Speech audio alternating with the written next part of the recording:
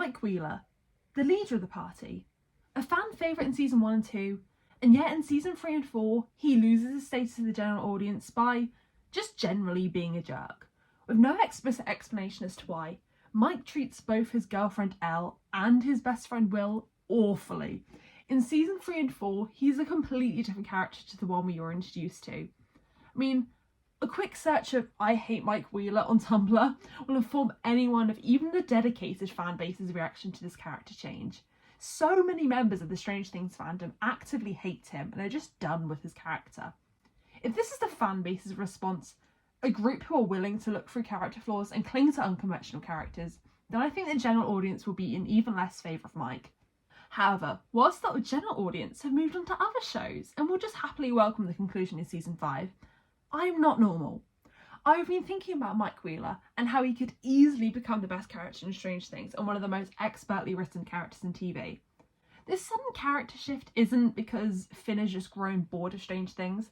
An argument I've heard some people use, which I think is stupid since Finn is a good actor and has TV so they can retake it as many times as they like, and also he's probably being paid enough to act well. Anyway, besides, it is the content, not the tone, pushing Mike Wheeler to a bottom tier character in some people's eyes. However, if we place season 3 and 4 Mike in the context of queerness and internalised homophobia, his actions make more sense and we see him for his insecurities instead of just being a bratty teenager. Not only would this improve Mike's character, but it would also save the Duffers from being put in bad writers' jail. It would show their skill by proving things like the blue-yellow colour theory and use of light were intentional, not just theories from binder shippers. Now, I'm not going to pretend this is some grand idea of mine. I've tried to insert a good amount of my own original ideas and interpretations, but an array of Tumblr discourse will also be included in this, because I like Tumblr all the time, so apologies if you have heard some of this before, but I feel like if you've clicked onto this video, you probably won't mind. Anyway, in addition, I've also really tried to not make this into a massive ship war between Malevolent and Byla. Of course, both ships will be touched upon, but this video will be Mike-centric as much as possible. When I first entered the fandom, about early 2017, I was a massive Malevolent shipper. So I've seen both sides of the Mike love triangle. I love Mike, Will and Elle, but the nature of this video means it will be more towards Byla, as you can probably guess. I've structured this analysis by season, even though there are ongoing themes that could make their own category, for example Mike's inability to deal with Will and Elle at the same time. Breaking it down season by season just makes it a bit easier. Then I'll be wrapping up why it would be so monumental for this argument to actually be true, and what may come in front of that. So buckle in and enjoy the video. So obviously it makes sense to start with season 1. Now going into season 1 and 2, I'll more be discussing the parts of the season that hint to Mike's queerness, since he's but a mere boy and hasn't let the perils of internalised homophobia affect him just yet. However, season 1 does set up the basis of many other things that come up during the show and are quite important to his character, so it's still important to go through the season. Picture the scene. You're little me. You turn on Strange Things, a show your friend told you to watch, and from the very first episode, one of the main characters is already hinted to be queer. But it is not Mike Wheeler. Here, older me, who has realised she isn't just a passionate ally, has to come in and shift her gaze from Will Byers to that of Mike Wheeler. I mean, let's face it, the very concept of Strange Things centres itself around outcasts and the unpopular people I'm sure many of us were back in school. Our 4 main characters and heroes, Will Byers, Dustin Henderson, Lucas Sinclair and Mike Wheeler, are labelled as the outcasts, yet we care for them immensely. David Harbour himself, in a speech after season 1 of Strange Things won a SAG award, said, "Now, as we act in the continuing narrative of Stranger Things, we 1983 Midwesterners will repel bullies. We will shelter freaks and outcasts, those who have no homes." The show focuses on protecting and forming a home for the different. It draws in the different people in society. This focus on the different feels inherently queer-coded and makes the show the perfect place to explore that, especially in a complex way like it does with Mike, where he doesn't realise it at first and desperately tries to repress it, which I feel like isn't shown in media that often, but in an environment where it's so focused on the different, I feel like that's a really good place to do it. The show welcomes people who society shuns, therefore it would be the perfect environment for several queer characters, adding on to Will, Robin and Vicky. However, this can't be the sole basis of Mike's queerness, as both Dustin and Lucas are presented as different, but aren't read as queer. However, like I said earlier, we already have an implied and now canon gay character in Will Byers, whom from season 1, Mike is set up to have a unique friendship with. Mike and Will's relationship is already distinguished from that of anyone else in the party in season 1, even though they don't have much screen time together. I think this is evident through Noah only having to do chemistry tests with Winona, his mum, and Finn. None of the rest of the party, and not even Charlie, who plays Jonathan, who he shares more scenes with in season 1. I think this exemplifies just how important the chemistry between Mike and Will is and how essential it is to the show. I think it shows that it was always the intention for Mike and Will to have a special relationship. No matter whether you view it as romantic or platonic, it's always going to be different to the others. They were always supposed to be bonded and understand each other in a way they haven't been able to find in other people. It is also spelt out clearly from Mike's conversation with his family concerning Will's disappearance, where Mike exclaims, "I'm acting normal here. I'm the only one that cares about Will." Here Mike clearly still views his close feelings towards Will as completely normal and thinks his level of concern towards Will should be matched by everyone. Will is his immediate priority in life, and he doesn't see yet how his feelings towards Will may grow to be different than that of his friends, and how this maybe isn't your usual platonic feelings. Note that he doesn't question this intensity of the feeling right now, and changes throughout the seasons. If this was simply platonic concern, or even just a normalised level of concern, why would he suddenly abandon it in season 3 and 4 once he's gone through puberty? He already differentiates his care to Will as different from everyone else's, despite Dustin and Lucas clearly caring. He consciously acknowledges in this moment that his relationship to Will is unique and not matched by any other relationship that he has. This is shown as well when he is the only one to leave the group when Will's body is found, viewing even his grief as different to the rest. I think this sets up the running narrative throughout the show that Mike sees himself as Will's protector. Only he can provide an adequate amount of care towards Will, and when anything happens to him, it is his fault. Furthermore, earlier in this conversation where Mike claims that only he cares about Will, Ted Wheeler, his dad, warns Mike. You see Michael? See what happens? What happens when what? A popular view around town, even wondered by Joyce herself, was that Will had been the victim of a hate crime. Using this context, it seems probable that Ted is warning Mike against being gay, perhaps conscious of the nature of his son's relationship to Will, and as he is an adult, can probably see it through better and less biased eyes than Mike himself. This obviously hints at Mike's sexuality, linking with Ted's later surprise in the season of his son being with a girl, that he has a feeling Mike isn't completely straight, even if Mike himself isn't aware of it yet. And it is undeniable at this point that Mike genuinely cares about Elle, and it appears at this point that they're being set up to have a healthy relationship, even though later on we know this isn't really the case. I personally think season 1, 11 is quite cute. I shipped it back in the day. It was the first thing that got me into shipping, so I have a soft spot for it. However, I do think it needs to be noted just how many times 11 is compared to a boy. During the investigation into Will's disappearance, they believe that Elle is Will to begin with Hopper asking Benny's friend if the boy who broke into the diner could be Will. And after Elle breaks Troy's arm, he tells Hopper that she doesn't even look like a girl. This is a really interesting position to place Elle in when she's framed as Mike's love interest.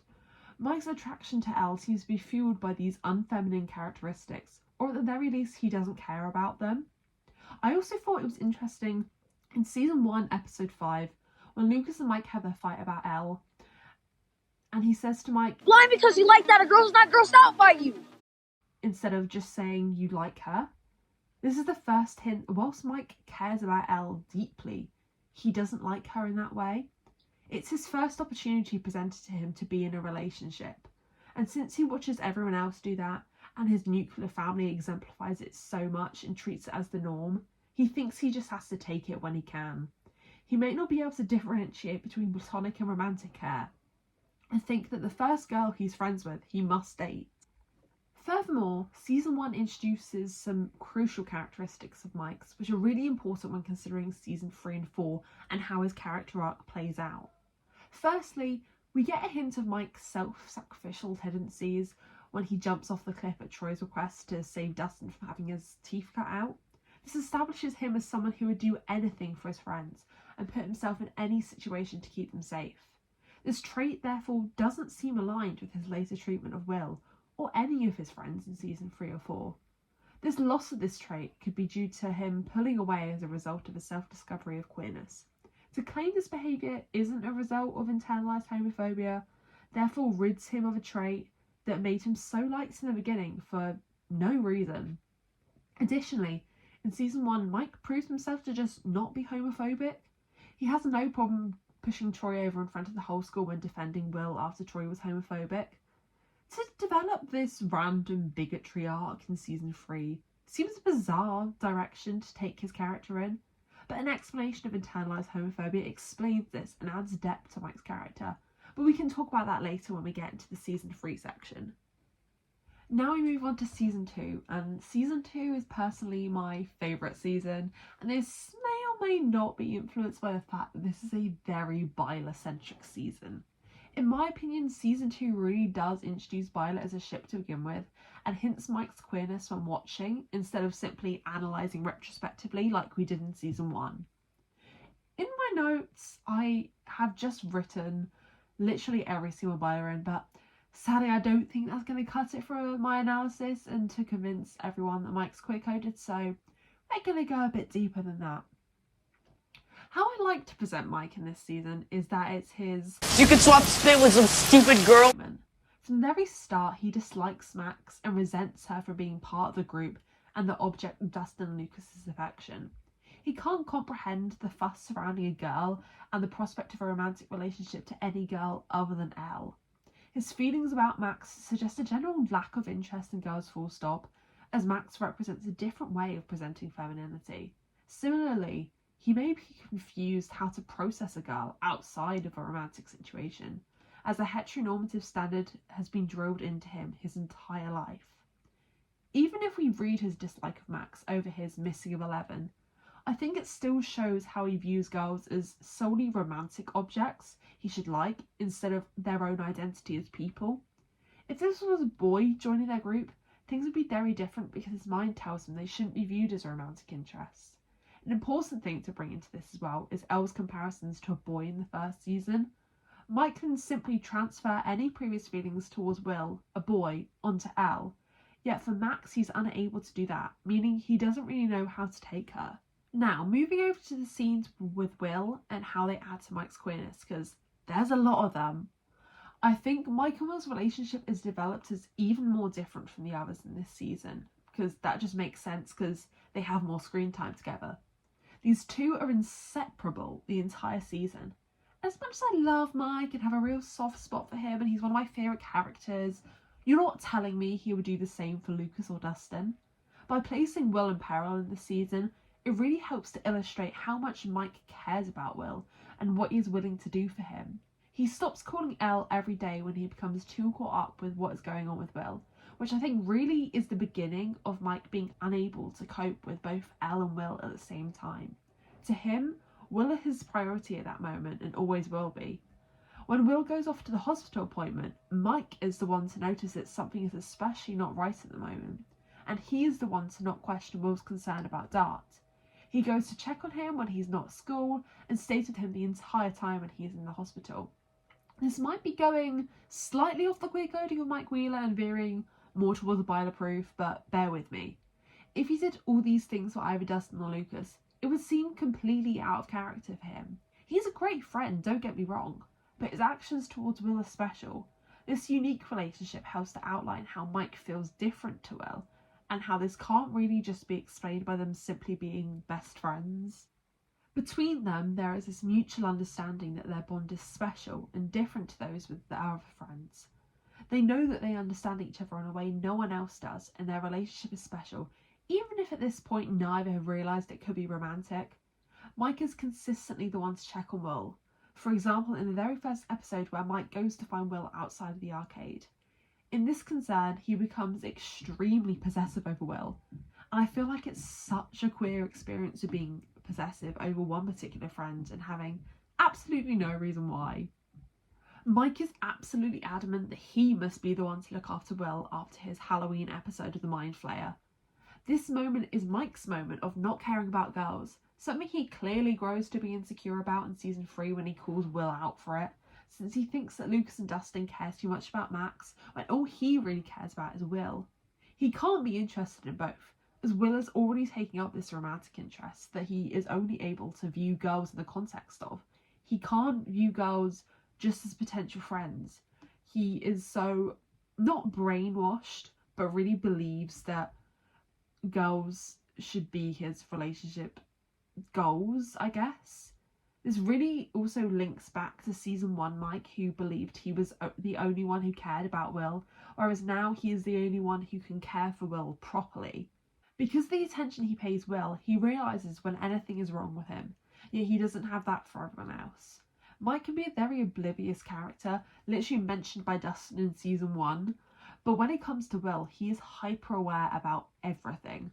I think this difference can only be explained by reading him as queer and him perceiving Will slightly differently to everyone else.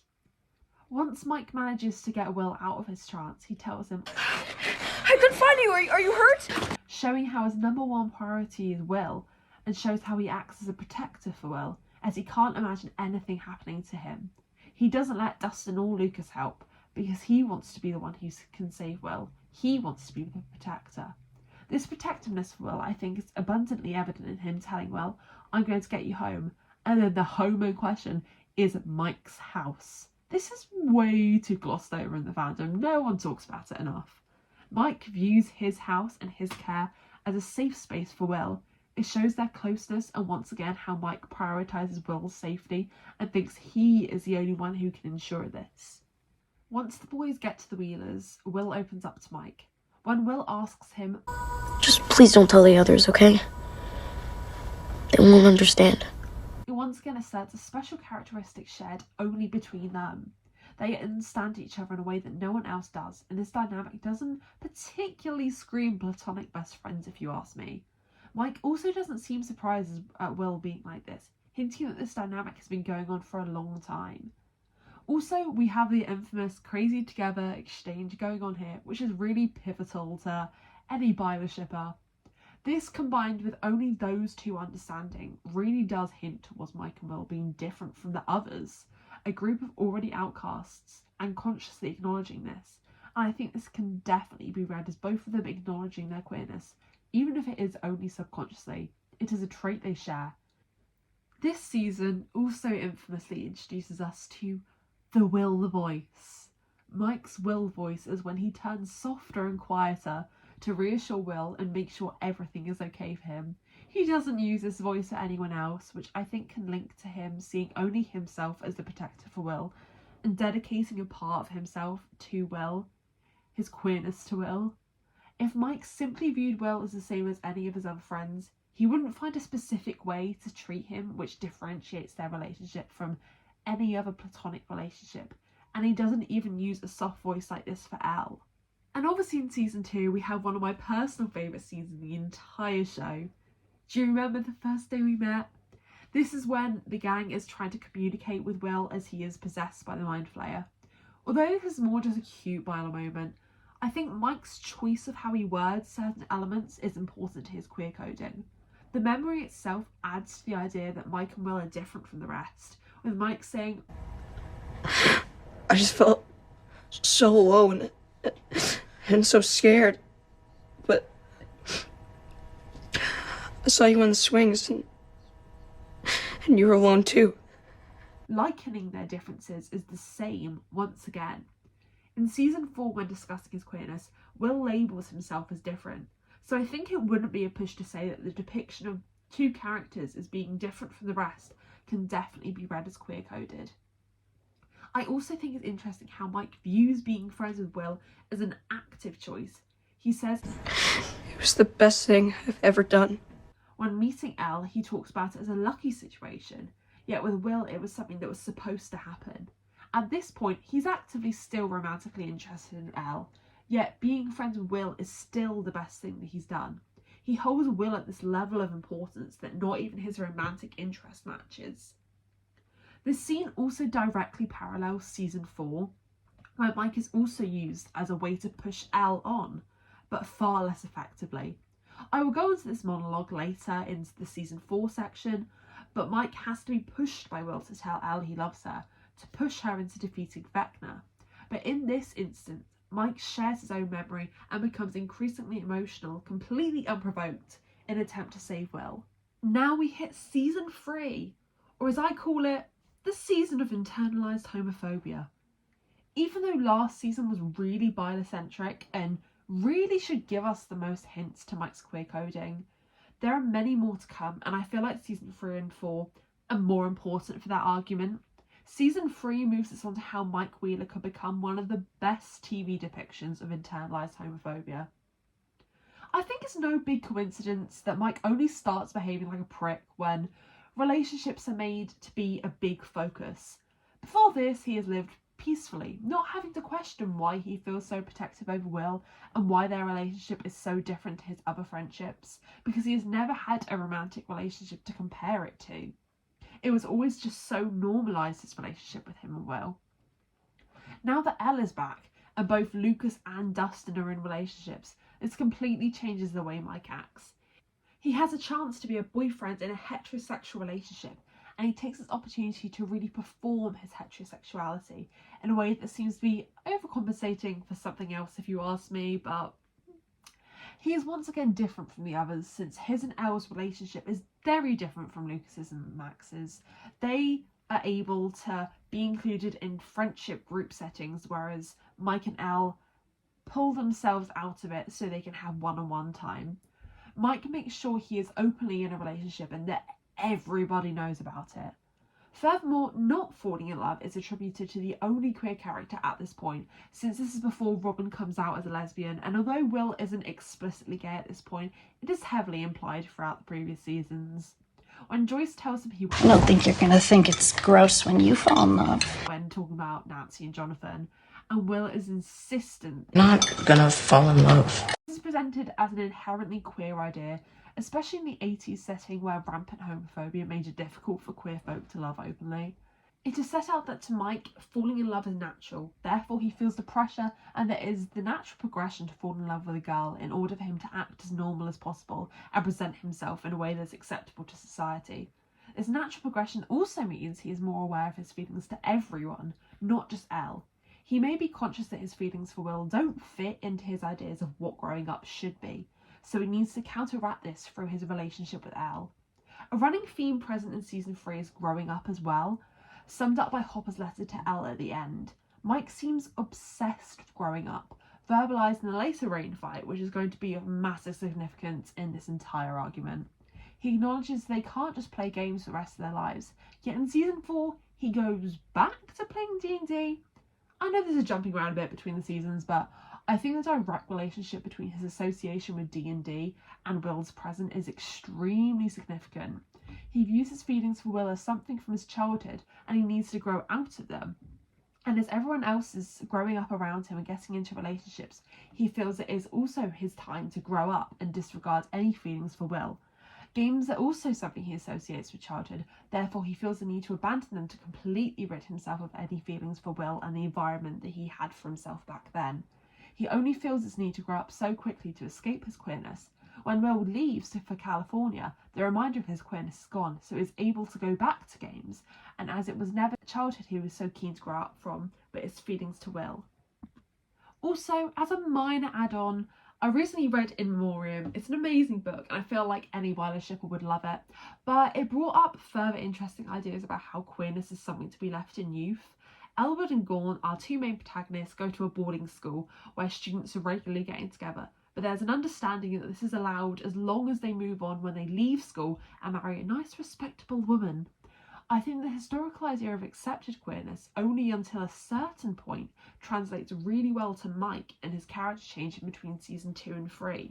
Season 3 also really marks out the beginning of Mike being incapable of dealing with Elle and Will at the same time, as I mentioned earlier. Now that Elle is back, he disregards any of the care he once held for Will, which was so central to season 2, to entirely focus on Elle now, and doesn't even pay the same attention to Will as he does to his other friends. His relationship to Will is different, but in a negative way now. Why is this? I think it's clear because now that he is faced with both Will and Elle, he recognises he feels the same, or at least very similar feelings about them both, and can't comprehend how these two people can fit into his life when they both have the same implications for him. His mind is telling him he has to pick between them, and the obvious most sensible choice for him is the most socially acceptable option. Simply ditching your friend for your girlfriend is a dickish move, but I really think here, for Mike, it is representative of an internal struggle. He wants to hide in his blatant heterosexuality. The two pivotal scenes that argue towards Mike's queerness in season 3 is the rain fight and Mike saying goodbye to Elle before she moves away with the Byers. But we'll start with the rain fight. I want to make it very clear that I don't intend to fuel the ship wars, but naturally, I do have to compare Byler to Malevolent throughout the video, and naturally, Byler will seem the superior ship because I am arguing towards Mike's queerness. The way Mike and Will's rain fight is framed is entirely different to Mike and Elle's breakup. When Elle breaks up with Mike at the mall, he simply looks annoyed and inconvenienced. It is framed as a comedic moment with the audience told to cheer on Elle as a girl power moment. Bear in mind that this is arguably the main ship in the show, so to frame their breakup in this way is strange. It shouldn't be comedic. We as an audience should be upset if it still wants to be the main ship in season 5. His argument with Will, on the other hand, is heartbreaking and completely serious. It is framed through the storm, naturally making it sadder, and shown to be an extremely pivotal point for Will as he breaks Castle Byers down, showing he is finally trying to leave childhood behind as the others do. This is a tense moment that really matters, and the audience are forced to be more emotionally invested in Mike and Will's relationship than Mike and Elle's. If Mike was completely straight and devoted to his girlfriend, it seems an extremely odd way of framing these two very comparable scenes. Now onto the content of the rain fight. I think the choice for this to be a fight between Mike and Will, when Lucas was also there just as disinterested in the D&D game Will was trying to set up, says a lot. It is once again showing how Mike and Will have this different type of relationship that is built on mutual trust and understanding, and that holds more emotional significance that Mike is trying to leave Will behind. If it was simply a fight intertwined with their friendship changing, it would make sense for Lucas to be included and for it to be a whole party thing. However, Mike and Will's relationship changing is extremely significant, as it implies that their previous relationship doesn't act in accordance to their lives now, with Mike being in a relationship now. Whereas all of Mike's other relationships can stay the same as they always were. Will becoming upset about Mike ruining everything in the party, I think more comes from a source of Mike ruining what was so great about their relationship, and how Will now feels cast aside. Mike is consciously treating Will this way, as the only change in behaviour he portrays to the other characters is just spending less time with them. However, to Will he makes it personal. Mike is insistent they should grow up, because for him this is leaving his queerness behind. The arguably most discussed line in the Byler community is, It's not my fault you don't like girls. Is very clearly Mike shifting his insecurities onto Will. By Will questioning Mike and Elle's relationship through minimising it down to You can swap spit with some stupid girl. Mike feels defensive, as this is the shield he has put up to maintain his life as it always has been. By someone questioning this, especially that person being Will, whose very existence threatens this wall of normality he is trying to build up. It threatens to break the performance of heterosexuality he has been expertly building up to. He views his interest in girls as a way to be normal as possible, so by shifting the focus onto Will not liking girls, Mike feels assured that he definitely does like girls, and that he is the normal one and can't be questioned, and that the real problem lies with Will thinking that the relationship was any different. The way he bursts out with this suggests he feels it's Will's fault that he doesn't like girls, but he can't admit that, so he questions Will instead because he can't admit his own feelings. Like I said earlier, Mike's defense of Will against homophobic bullying in season 1 shows that Mike just isn't homophobic. So if the Duffers randomly decided to give him a homophobic arc in season 3, that would just be wild. It makes so much more sense for this line to be the result of internalised homophobia and a way of defence.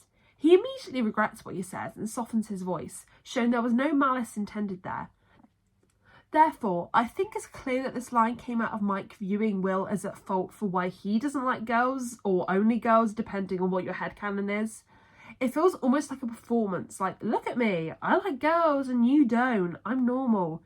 If he doesn't turn out to be queer after this, they've just written him to be a total asshole. The aftermath of both arguments on Mike's side is framed with Mac's speech to Elle, insistent that Mike will come crawling back for forgiveness. This is framed as essential to a teenage relationship. Yet with Elle, he doesn't do this at all. He spends the entire time moping but not actually doing anything about this. He actively complains about girls and can't see how that argument is his fault. He wants to cling to the normalcy of having a girlfriend but doesn't want to face any of the consequences. He wants it to be easy because he has always viewed having a girlfriend as the easy route out. He pretends Elle is all he cares about, but when it matters most, he doesn't. However, things are very different in his apology to Will. He goes after Will straight away, going to his house with an apology, recognising immediately how this is his own fault. Through this, Mike and Will's relationship takes place in a position a romantic relationship really should be. Mike recognises the difference between his relationship with Will and Elle, and yet it is not the way around he wishes for us to believe. By going to find Will and continuing his search until they find him, it highlights the special nature of his relationship with Will and just how deeply he cares about him, even if he has tried to push that aside this season. He tries to be a better person for Will, but isn't willing to change for Elle, and is unable to truly see any flaws in Will either. This dynamic continues in season 4. Now we move on to the scene between Mike and Elle as they're going to leave. It is once again crucial that we compare Mike's scene with Will and Elle here. To Will, he tries to be a good friend after everything this season and be open to Will finding new friends in California. However, he's visibly delighted when Will says he won't join another party. This brings back the previous possessiveness he had over him in season 2, and once again, it's an inherently queer experience to be possessive over a particular friend. This also gives him the reassurance that they are still friends, something which Mike seems relieved about. His goodbye to Elle is different. He already starts to lean back into childhood through the suggestion of seeing each other at Christmas and playing with toys. He already no longer feels the need to be acting older than he is, because he not only doesn't have to deal with the reminder of his queerness from Will, but also doesn't have to keep up the facade of his relationship with Elle. Then moving on to the kiss between him and Elle, or more just Elle kissing him. Him leaning into childhood may be representative of a journey to accepting his queerness maybe, but Elle kissing him forces him back into the previous expectation he's had for himself. The kiss is so awkward, he doesn't close his eyes, which could it be because of shock, but the face he makes after screams I feel confused. There should be a trace of a smile on his face, but he just looks bewildered, as if he's wondering why he doesn't feel the joy he should be at his girlfriend starting a reconciliation. He is forced to confront these conflicting feelings again and may yearn for a time where he could respond to allegations of him liking Elle with, "Ooh, no, gross," like he does in season 1, and it wouldn't be questioned. This performance also is very clearly on purpose, as if they wanted to depict Mike as simply just happy about his kiss, they would have refilmed the scene and directed Finn in a different way. Finally, we go on to season 4. Season 4 is arguably the season where Mike is the most unlikable, but also contains the most proof towards a queer-coded Mike Wheeler. The bratty behaviour he exhibits this season frankly makes the general audience grow to hate him. Attributing this all to simply being a teenager, when Lucas and Dustin aren't acting like this and are still quite likeable characters, seems ridiculous, especially when considering that Mike is one of the main heroes, if not the protagonist of season 1. The behaviour he exhibits doesn't contribute to a healthy relationship with Elle, and really just actively harms it. Therefore, if the plan was to make Malevolent Endgame, what would be the point of this? Why would they aim to make one of their main protagonists unlikable if it wasn't for a good reason? If we read his behaviour as fuelled by internalised homophobia due to him being forced to deal with both Elle and Will at the same time, it makes a lot more sense. His behaviour towards Will needs to have a full explanation, because without it, it would be strange to see Mike's character flip entirely in season 5 back to his season 1 self, where he is placed back in a heroic, self-sacrificing role, and the general audience is supposed to completely get behind him again. If this happened, the writing would seem completely rushed and give off the energy of the 2 days later, in the last episode of season 4, which still annoys me, if you couldn't tell. Before we get into Mike's own story, it is also important to consider how the other storylines and characters play into his arc. Season 4 introducing the concept of bisexuality through Vicky feels very intentional. Arguably, this could just be the Duffers trying to tick boxes and claim that they have this great representation of LGBTQ+ individuals in the show, but I'm hopeful it's not. They could have written in Robin a girlfriend without her love interest having a boyfriend before. There's enough tension in a story of two girls in the 80s wondering whether the other feels the same and whether it's safe to make the first move. There doesn't need to be any extra added conflict. However, this storyline works to bring bisexuality to the forefront of the viewer's mind, reminding us that someone can in fact like both boys and girls. This will be used to explain Mike's queerness, I believe. As whether you believe Mike is gay or bisexual, I think it's unlikely that the Duffers will make it so that Mike never loved Elle, or just to explain to the general audience why he's continued his relationship with Elle for so long. It is crucial that we bring this up to completely understand Mike as a character. Now to get into Mike himself in season 4. We can see he's back into Dungeons and Dragons straight away, linking to my previous argument that it was never childhood and the idea of games he wanted to distance himself from.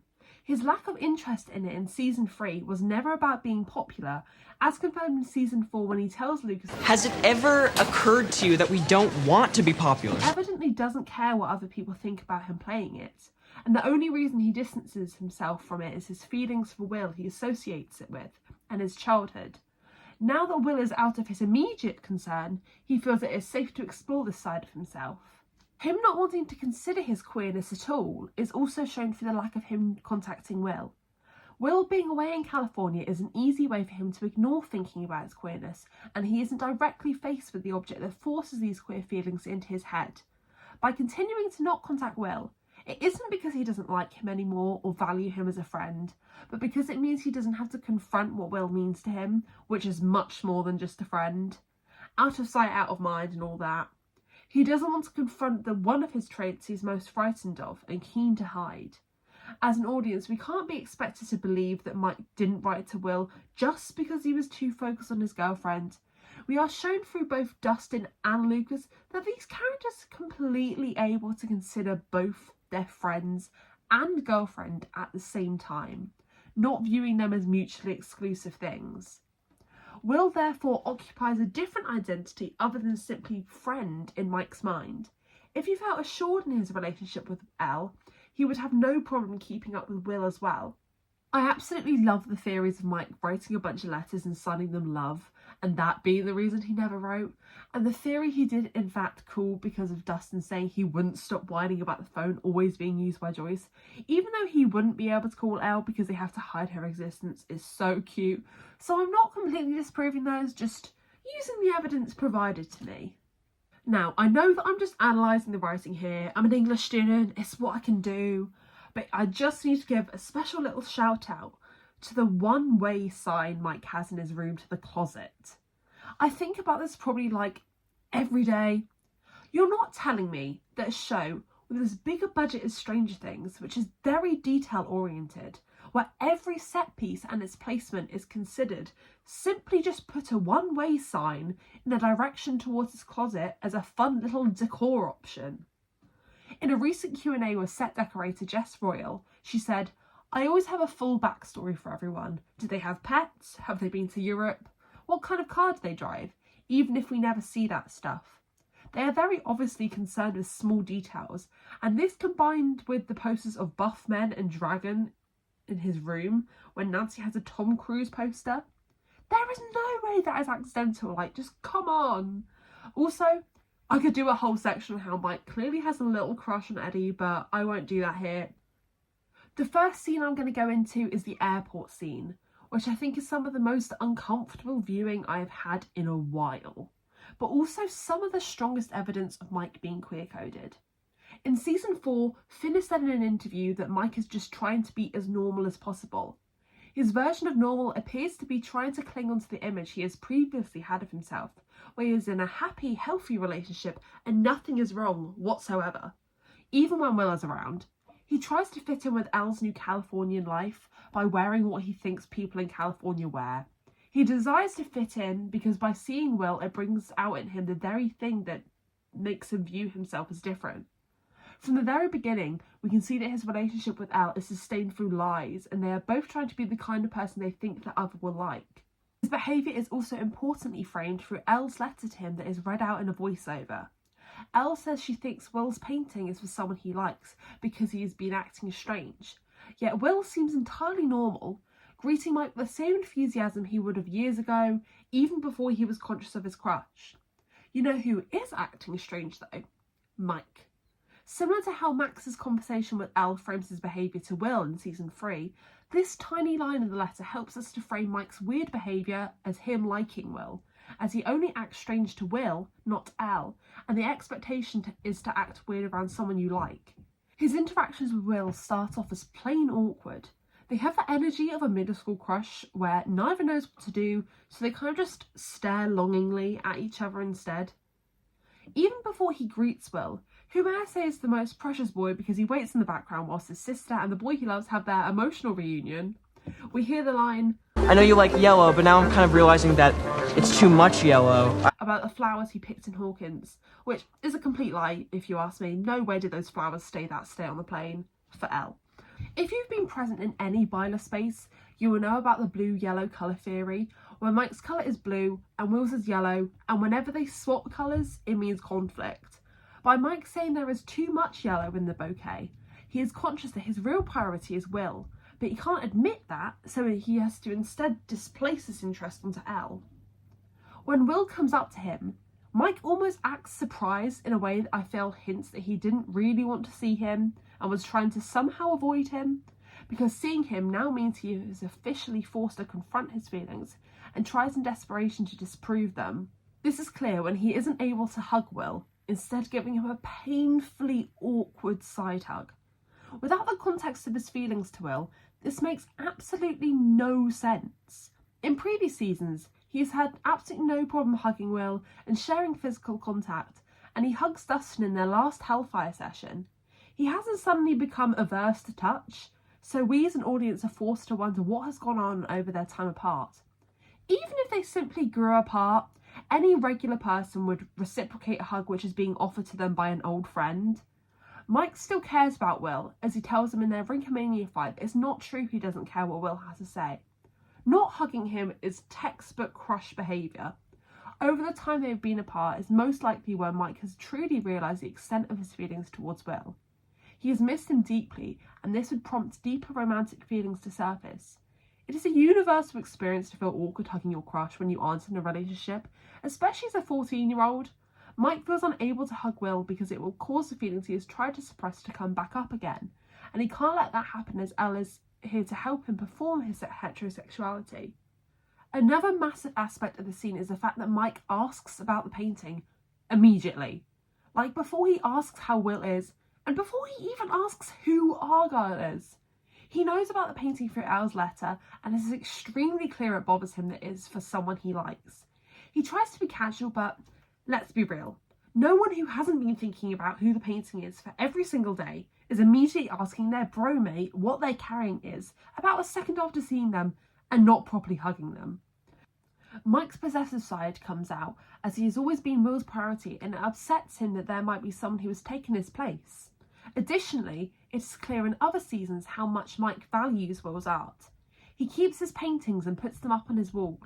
Even the concept of Will giving his art to someone else, something that has always been special to Mike, clearly bugs him. Without the queer context behind this part is slightly inexplicable. It is already obvious to the audience that Will is holding the painting, so there is no point of pointing that out, and doing it as lazily as they did just shows them to be bad writers. What really is happening here is Mike wanting to check if the painting was for him, and since it didn't seem it was, he becomes jealous. And in my opinion, the simple "cool" he responds with is the least casual call I've ever heard in my entire life. At least try to be subtle about it, Michael.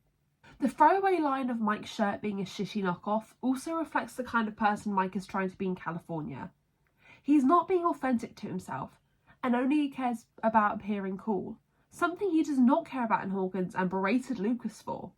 This focus on keeping up appearances then is related to keeping up his relationship with Elle and hiding his queerness. Now we get on to Rinkomania, which is obviously an essential setting for the season, but I think its significance will only grow in season 5, since a behind the scenes shot was released of Noah in a different costume in Rinkomania.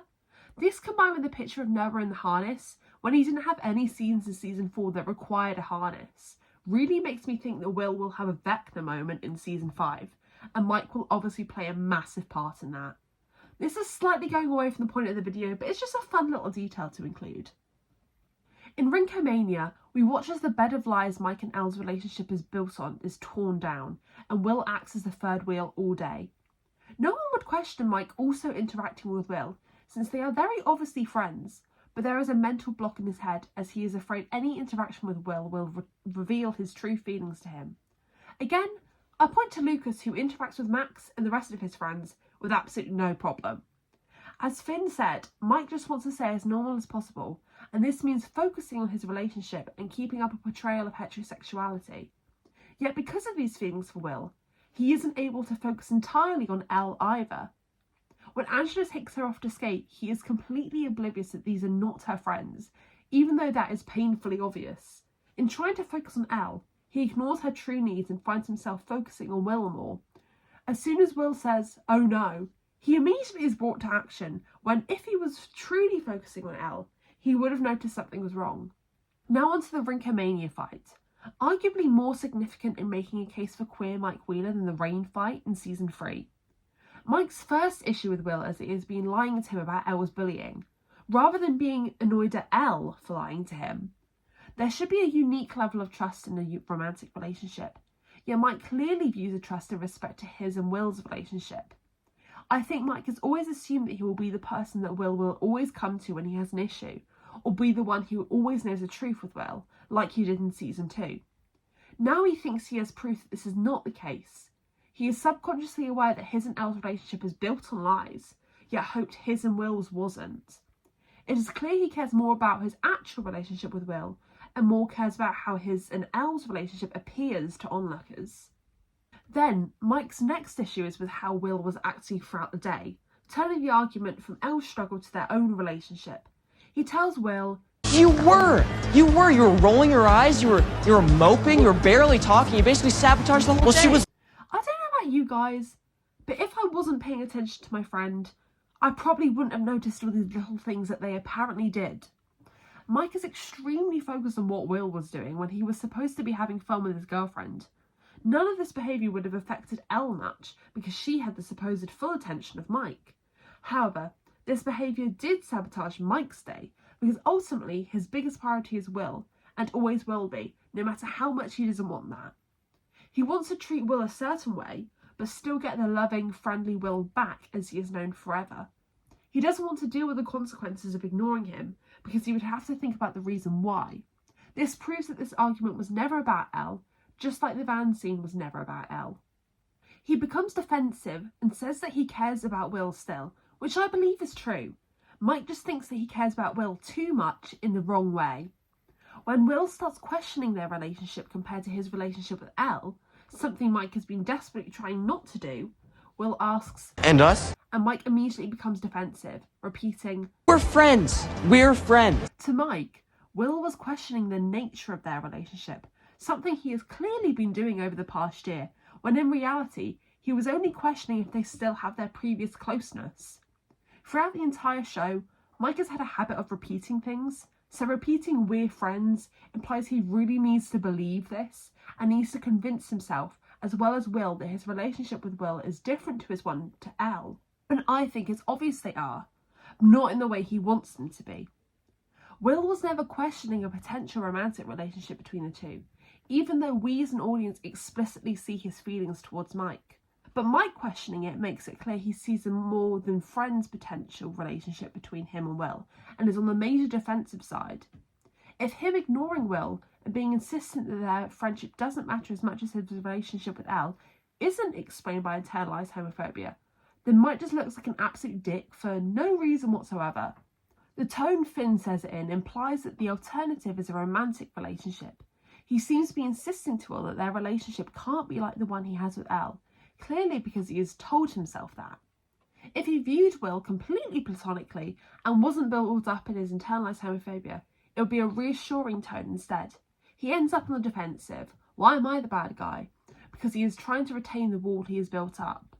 Also, if it wasn't obvious enough through the argument, the music that plays after the argument when we move to Elle is called In the Closet at Rinkomania. I mean, come on. Elle was in a room. It definitely has to do with Mike and Will. When Elle breaks Angela's nose, it's clear that Mike's romanticised view of Elle as someone who is easy to be with and is the solution to his internal struggle is broken. I think now that he sees that Elle isn't perfect and has emotions of her own, he can see that his idea of a perfect heterosexual romance isn't foolproof either, and he can't escape from his true self forever. I also think Mike throwing away the letter from Elle when she tells him she is going to be a superhero is indicative of this as well. We have evidence throughout previous seasons that Mike has kept Will's paintings, potentially a way to stay in his younger childhood oblivion, because I don't think Mike is that oblivious in some aspects of his life. Yet he throws the letter away because it reminds him of his failing relationship, the only way he can cling on to his heterosexuality. We also need to compare Mike's attempt at an apology to Elle to his apology to Will after the Rinkomania fight, as this shows undeniable signs of his queerness. Let's solve this apology, or more like just an attempt to talk it out without him taking any responsibility, to Elle. He doesn't apologise to her at all. He begins with asking her why she didn't tell him about the bullying, focusing on the reason why he was upset instead of seeing the fight from the other point of view, like he does with Will. He doesn't know how to navigate this situation, as he has always viewed his relationship with Elle as a way of maintaining normality in his life, instead of being an issue. When Elle tells him why she's upset, Mike immediately starts to become defensive. He insists that he cares for her so much, yet truly can't face the fact that this care might not be romantic, as he doesn't want to face his queerness. He is able to share his feelings truthfully with Will because there is no facade to keep up. Will has always known him better than anyone else. But since Elle is the second person to question the roots of their relationship, he feels even more threatened and anxious about keeping up this normal path he so insistently wants. He doesn't take any responsibility, wanting to keep up with the lies. The way Elle words it as, You don't love me anymore? instead of you don't love me, indicates that there has been a significant change in their relationship. If Mike continued acting the same, she would most likely trust that he still loved her. But they are both false versions of themselves to keep up their relationship, which questions this previous love. This change only seems to serve as a way for their relationship to break down. Elle says, You never say it. and Mike insists that I say it. showing how there is a constant need for communication and assurance in their relationship. But when compared to Mike and Will's apology, they just know each other. In his apology to Will, when Mike says, Thanks, by the way. For what? For knocking some sense into me. I mean, I was being a total self-pitying idiot. I didn't say it. You didn't have to. this paralleled speech demonstrates just how well the two know and trust each other, and differentiates their relationship to Mike and Els in a positive, healthy way. Mike is clearly more comfortable and reassured in this situation, as he can be his authentic self, whereas he still continues to lie to Elle. Right off the bat, the apology starts off more positively with Mike thanking him for knocking some sense into him. Will's ability to do this shows he can see the truth in situations, even when Mike can't. In this interaction, Mike is an entirely different person to what he was to Elle. To Will, he readily admits his faults and reassures Will that it isn't his fault, a dynamic much more akin to a romantic relationship than Mike and Elle's argument. Mike appears to be much more himself and closer to the lovable hero that we know from season 1 and 2. Will brings out both the best and worst of him. Mike is keen to get their fight sorted out because he can't imagine a life without him. He doesn't feel inadequate next to him like he does with Elle. Not that it's Elf's fault at all. With Will, he seems to become protective again and wants him to know that he didn't deserve anything. This concern he holds for Will is deep, just as deep as his concern for Elle. He builds Will up whilst he tears Elle down, suggesting who he possesses the true love for. In his apology, Mike picks out Will from their friendship group yet again, as he says, The truth is, the last year has been weird, you know? And I mean, you know, Max and Lucas and Dustin, they're great. They're great. It's just, It's Hawkins. It's not the same without you. He repeats they're great, trying to convince himself that he feels the same about them as he does to Will, but he knows in reality he doesn't. Their relationship with each other is re-established as special and unique, with Mike recognising this himself. Since Ella's gone away at this point, I think he can finally recognise that the special nature of his and Will's relationship wasn't something they were going to grow out of as kids. The amount of times that relationship is shown to be different to the others, it would be strange to pin all of these mentions down to them simply being best friends. Him admitting that he feels like... And I feel like maybe I was worrying too much about Elle. And I don't know, maybe I feel like I lost you or something. Is the first time we hear Mike verbalise that he finds it difficult to deal with both Elle and Will at the same time. Him finally admitting this also feels like a veiled attempt of him admitting that he views Elle and Will in the same way. He wants to work with Will whatever happens next, trying to claim back their previous closeness, and this sounds so queer, let alone him wanting to be... I think it'll be easier if we're a team. Friends. Best friends. Cool. This is an incredibly emotional moment where it almost seems that both of the boys are tearing up. Mike once again singles Will out as an incredibly special person to him and different to the others. They have always been a team, and I believe this will continue in season 5, where we see their relationship develop. I also feel like any queer person can see themselves being like this to one of their old friends who it turned out they had more than platonic feelings for. If you are in any doubt as well, just look at the smile Mike gives Will when he says cool. Fellas, do you look at your friends in that way? Also, I think what is telling is they both have the same reaction when the pizza van disrupts their moment. Will quickly looks away because he acknowledges the interaction for what it is, but so does Mike. I think at this point, we are finally reaching the point where Mike is starting to recognise his own feelings. If this was how he apologised to Dustin or Lucas, it would seem entirely out of place, but with Will it makes sense. Moving on to some small moments now. When Mike and Will have their conversation after trying to bury the dead guard, or whatever his job was, I don't know, Mike admits that he doesn't know what to say around Elle. He constantly has to think about what he says and considers how he acts around her. He can't be his authentic self because he is constantly hiding something and pretending, yet with Will, he is able to say exactly how he feels. He feels more at ease, and this has nothing to do with Elle. She can't be truthful to him either. They both give each other their highlight reel. In this conversation, Mike also nods when Will says, "What if they don't like the truth?" Why would he nod if his truth is that he loves Elle, but is simply too scared to say it? The unlikable truth would be that he isn't actually in love with Elle, and that he is too scared to consider his queerness.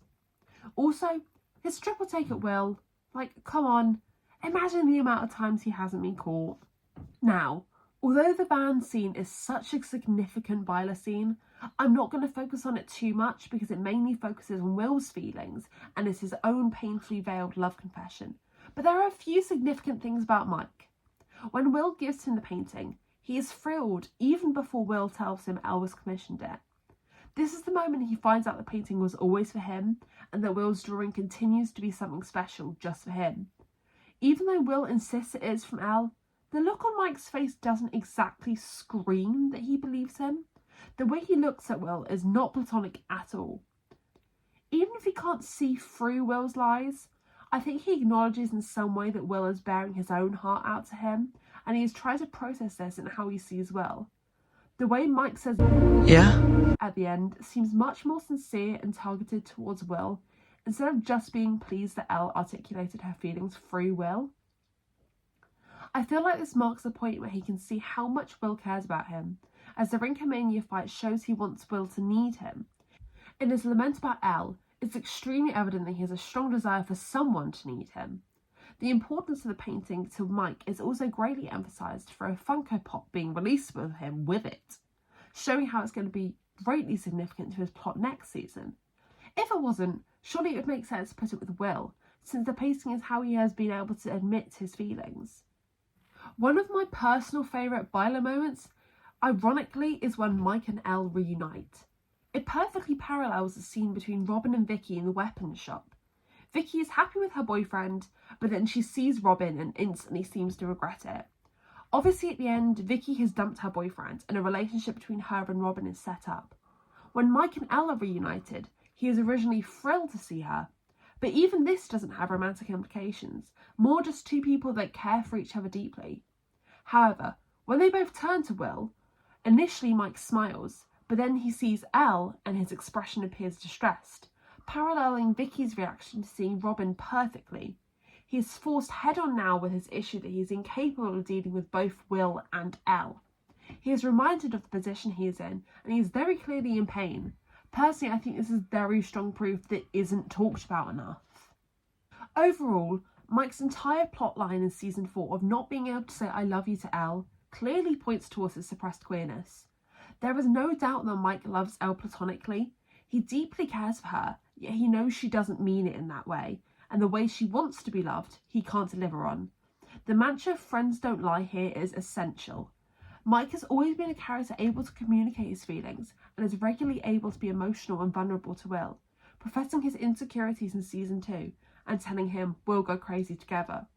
But he can't share these emotions with Elle because he knows they aren't real in the way she means, and he doesn't want to lie to her. It feels like a massive step for him to go to young love to the serious implications of adult love. To be honest, this plotline seems pointless if it doesn't amount to consequences for Mike and Will's relationship. Mike already said he loved her in season 3 when he worries for her safety and claims he can't lose her again. We as an audience know that, yet the topic is set up again in season 4 as the main focus of Maleven. Yet even when he does say it, things with their relationship aren't fixed. At the end of the season, Elle isn't talking to Mike. If the plan was for Mike to be straight and end up with Elle, then the narrative would make sense if after he said I love you, then they would be happy, and they aren't. To be honest, to me, it seems like a bit of a filler plot, only there to give Mike something to do and to give grounds for a Maleven breakup. When he does say I love you, it is very conditional. He is only pushed on by Will's encouragement, telling him he's the heart. It reminds him of the painting and what Will said in the van, and he is in love with the feelings Will told him she feels, even though these are actually Will's feelings. Even just as a little aside, I don't think that a gay kid sacrificing all of his happiness so that the straight couple can thrive is a great storyline. To leave it at this would be frankly insulting. There is a reason Mike hasn't been able to say I love you until now, and that is because he is only spurred on by Will, the feelings Will has professed to him under the guise of Elle, and the life or death situation he is put under. Two interesting things to point out that I've seen in TikToks, but I can't remember, so if they're yours somehow, please let me know, is that Finn has a specific face he uses before and after his character says something they regret, and he uses his facial expression right before he confesses to Elle. Additionally, when Mike says the first I love you, the vines around Elle actually tighten. In season 2, she finds the power to close the gate through anger, so it is extremely possible she knows Mike is lying and is just getting angry about it. To add to this, Mike is blatantly lying in the confession. He said, I feel like my life started that day we found you in the woods. Yet when he met her, he wanted to send her back to where she came from and continue looking for Will. The only reason he kept her around at first was in the hopes of finding Will, his priority at the time. He just continues the lies to keep up an illusion of their relationship, like he has all season. The Stranger Things writers' Twitter account said themselves that they don't believe in love at first sight, which I think sends alarm bells for the upkeep of Maleven's relationship. He links his love to her superhero qualities, which are the very thing that saved Will. Just in my opinion, there is definitely more to come from this storyline, as it didn't conclude it at all. It was the act Elle desired, yet it didn't fix anything about their relationship. She wants to be seen without her powers. Overall, it makes absolutely no sense to spend 2 seasons out of 4 creating problems for the main ship in the show, especially since they break up early in both season 3 and 4, and they are separated for most of season 2, just for them to end up together in season 5. If he has to say I love you again in season 5, it makes no sense and is such lazy writing. However, by showing his difficulty in saying I love you to Elle, this could add more impact to a potential reveal of Mike's letters to Will being signed Love Mike. This would work perfectly alongside Mike finding out the truth about the painting, as both could unveil a secret about the other. Additionally, in season 4 promo, the Duffers tried to put a lot of hype around Finn's performance in this specific scene. Even though Finn has done much better acting, and the standout performance in Volume 2 was definitely Caleb and Sadie, They could have created hype around their more impressive performance without leaking spoilers, but they didn't. I mean, this could just be favouritism towards Finn, but it could also be because there was an element in his performance of the love confession that was subtle and supposed to be read into. For example, not really meaning the love and being conflicted by Will being there. The next pivotal Byler moment we get is after the 2 days later time skip, when Will confides in Mike that Vecna is hurt, but not dead, and he is coming for everyone. The way this frame is shot, the light is going on to Will, but Mike is still in darkness. Will has just inadvertently come out to Jonathan, meaning in some sense Will is free and starting to live as his authentic self. However, Mike is still deep in the closet, but finally losing his grasp on his relationship that proved to him he was straight. This moment also circles right back to the beginning, where Mike couldn't hug Will. Now he leans back into physical touch with Will, clasping his shoulder to reassure him they will defeat Henry, paralleling the Crazy Together scene. He feels able to touch Will now, perhaps not feeling so tired of the identity and image he's been trying to keep up all season. This little moment indicates to us as an audience that they are truly back to working as a team. More potential clues for how the love triangle between Mike, Will and Elle will be wrapped up is shown in the very end shot where they watch Hawkins turn into an apocalyptic town. Nancy, Jonathan, Eleven, Mike, Will, Joyce and Hopper all walk towards it, but it is only Elle that goes out to touch the flowers. The dead flowers, which are supposedly the same as the ones Mike picked earlier, suggesting how she will go it alone in season 5. The rest of the characters are paired off, with Jancy, Joppa and Byler in the middle. It would be strange for there to be 2 couples, then just Mike and Will there. Mike could have gone ahead with Elle, or even Will to indicate his importance next season, but he doesn't. They wait together, which I think shows their intentions for season 5.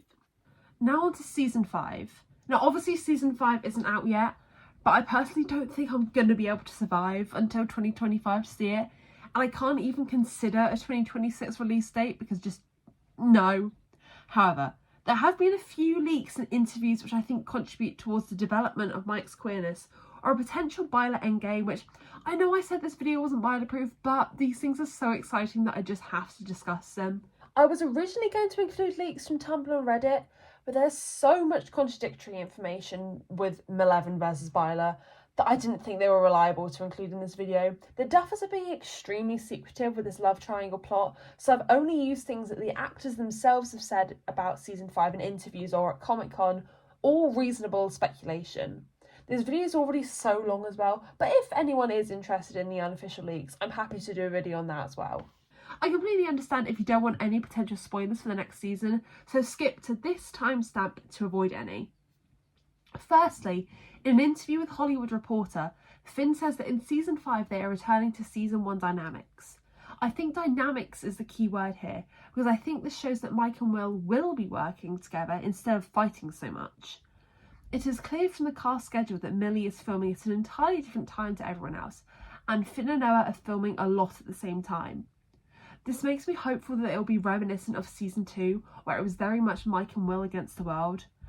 By having Mike and Will together all the time and Elle on her own, it would be an impossible environment for Maleven to have the development needed to become a healthy couple. The pairing of the boys makes it painfully apparent to me that they intend to develop their relationship even more. Elle will be able to have some time on her own and become her own person, and Mike will have time to truly accept himself.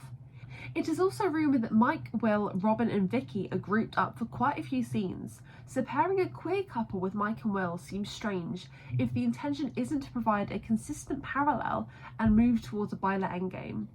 Additionally, Finn has recently made a playlist on Spotify called ST Turn, or however you say it, which is filled with queer songs about someone being unable to accept their sexuality.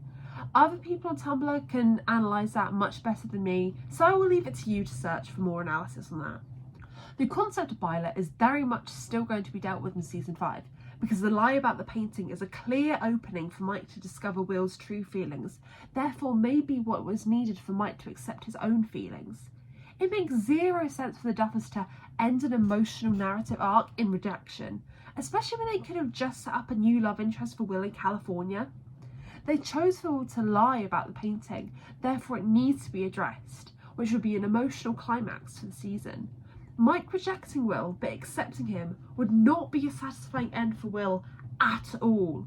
Finn has also said that Mike not reacting to Will crying in the van will pay off, so I think we just need to trust him on this one. There have also been leaks confirming the importance of the painting in season 5. Through knowing one of the episode titles is The Vanishing of Blank Wheeler, and Holly's actress has been recast, I think it is safe to say that Holly will be taken to the Upside Down.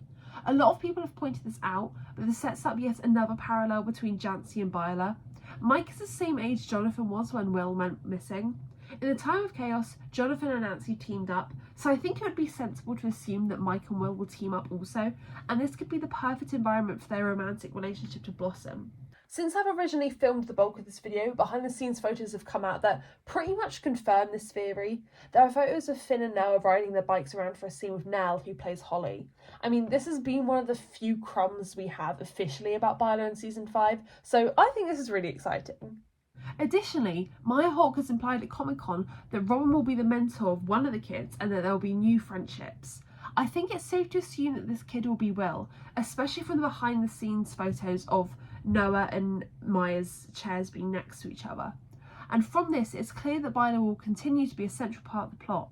I think it's very unlikely Robin is just there to let Will know that it's okay to be gay, since Jonathan already told him that, or that he's okay on his own, as she has Vicky. I really hope that she will have a pivotal role in making Byler canon. I also love the idea that she can mentor Mike into accepting himself, but sadly I think that's unlikely.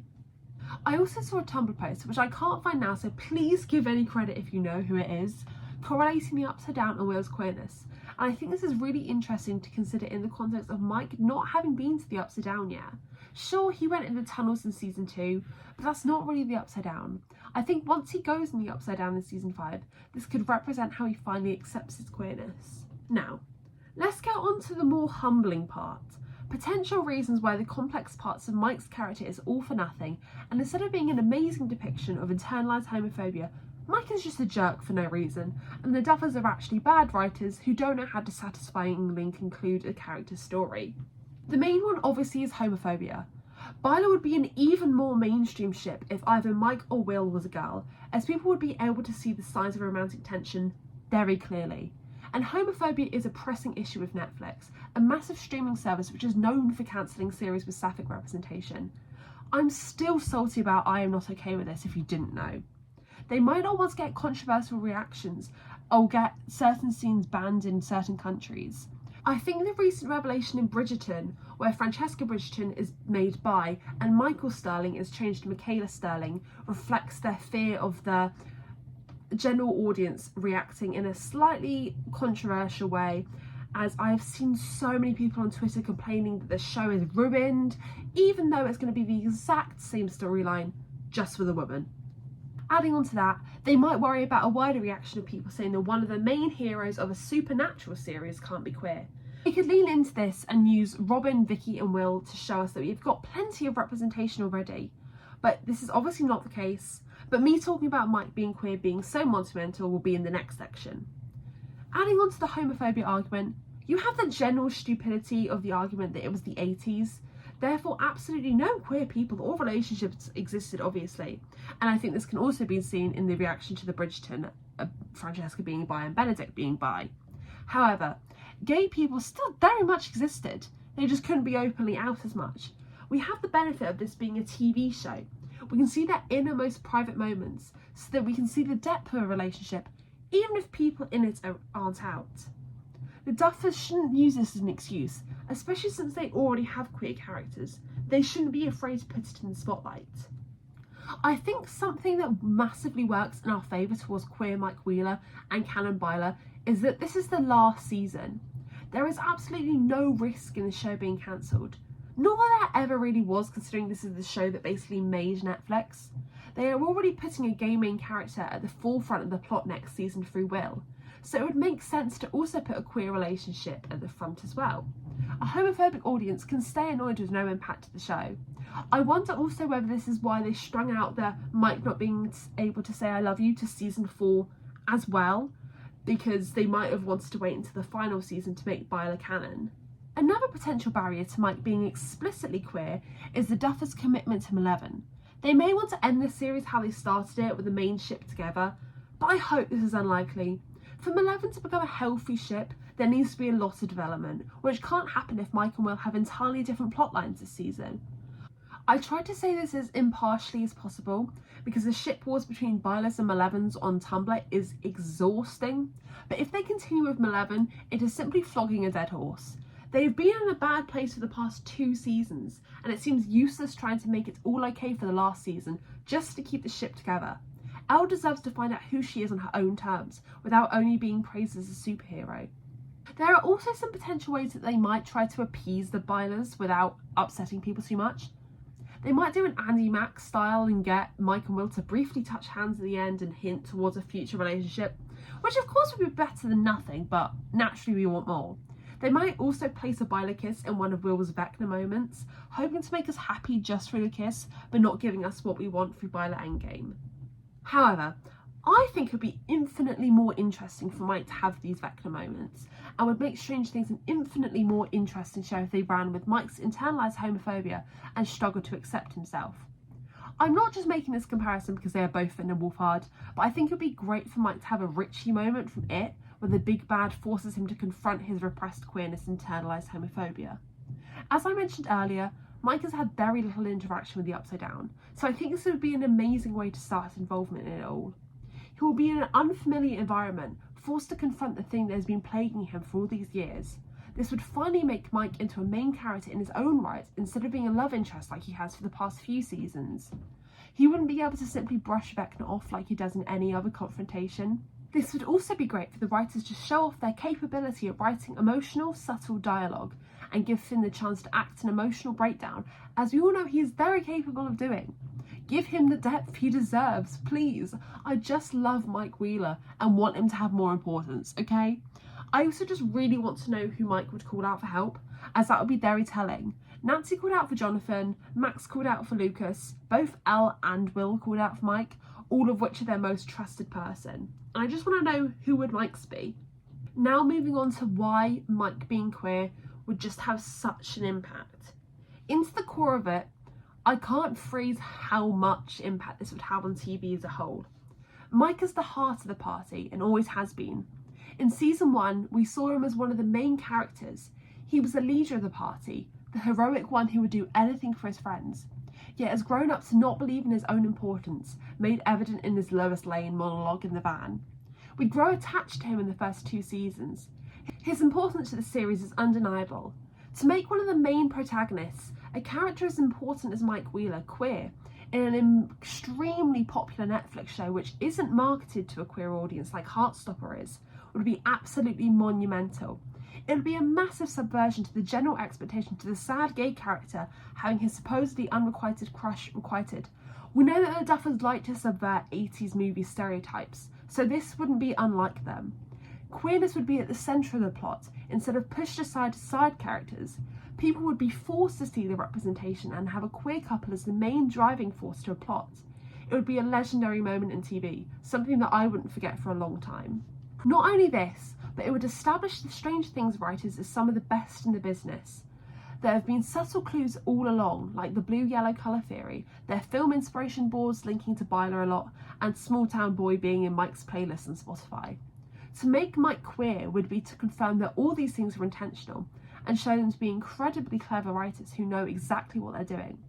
If it doesn't happen, then Mike's narrative arc seems sloppy and like they didn't know what else to do with this great character that they built up in season 1 and 2. It seems pointless to set up a love triangle to begin with, if it's just going to end up as the ship it always has been.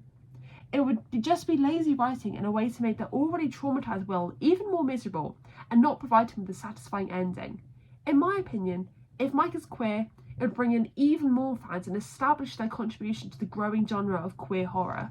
And as much as I would love if they did Mike the justice he deserves and deepen his character, I just don't know whether that's going to happen. None of us do. There is all this evidence there, all these little hints they've left for us along the way. I really hope it does, for all the queer community and those ready to understand if only given a push. We can hope and pray, but ultimately, it's down to the Duffers. But hey, there's always fix if we want. If they don't make him bi or gay, it means that all his bratish behaviour, especially to Will, makes no sense at all. Even if they make him the best friend he can be in season 5, it still doesn't explain his behaviour. This is not fueled simply by being an insecure teenager. Also, is there literally any other explanation as to why he treats Will so differently to the others? They are presented as the closest in the group, but still Lucas and Dustin, who are close, would never act like Mike and Will do. The audience would be actively confused if Mike talked to Lucas and Dustin the way he does to Will. It might be that I'm giving the Duffer Brothers way too much credit here. They might just be bad writers who got lucky on a good concept and a great first season, but don't know how to give a character a satisfying arc. However, I think there is a solid amount of evidence towards Mike Wheeler being queer. And, you know, if Evan Buckley in 911 can be confirmed as bisexual after their audience has waited so long, I live in hope. Thank you so much for watching this video. This is my first video essay. I've been watching them for ages, and like a few months ago I was like, wait, I can make one of those. And this is naturally the thing I decided to make it on first because it has been rotting my brain for months. I'm planning on doing some more Strange Things ones, so if you're interested in that and have enjoyed this video, then feel free to subscribe, like, comment, all that sort of stuff that YouTubers usually ask you to do. And hopefully I will see you in not long.